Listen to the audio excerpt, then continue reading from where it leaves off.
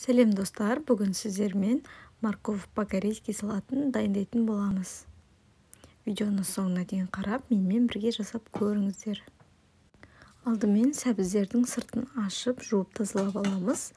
Үлкендеу, яғни кеңдеу ыдыс алып, ұзынша етіп осындай теркадан өткіземіз. Мейлінше салатқа қызыл және де көлемі үлкен, балғын свежий сәбіздерді таңдағаныңыз дұрыс. Сонда сіздің салатыңыз дәмді болып шығады.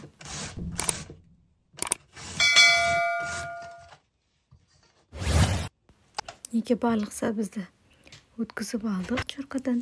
Енді татымына көре азғантай тұз саламыз. 1 шай қасық көлемінде уксус қосып, қолымызбен жақсылап езгілеп араластырамыз. Тұз қосқаннан соң сәбіздің кішкене суы шығады.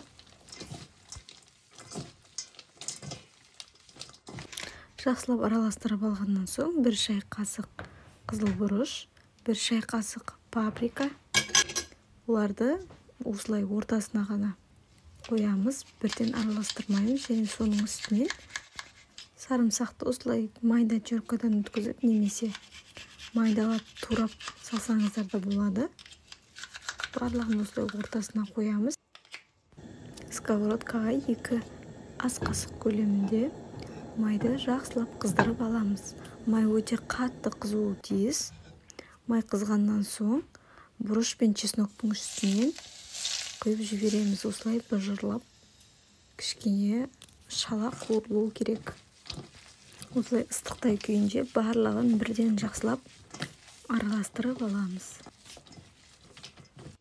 Неке біздің салатымыз дайын болды, бірден жіберсеңіздер болады, немесе 2-3 сағатқа холодильникке қойып қойсаңыздар, дәмі күшті болып шығады.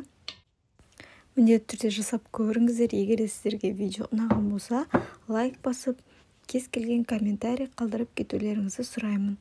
Астарыңыз дәмді болсын. Достар, менің каналыма кіріп, подписацияны басып, жанындағы қоңыраушаның суретін басып, все батырмасын басып қойсаңыздар, анамдағы шыққан видеоларды алғашқылардың бірі болып көре аласыздар.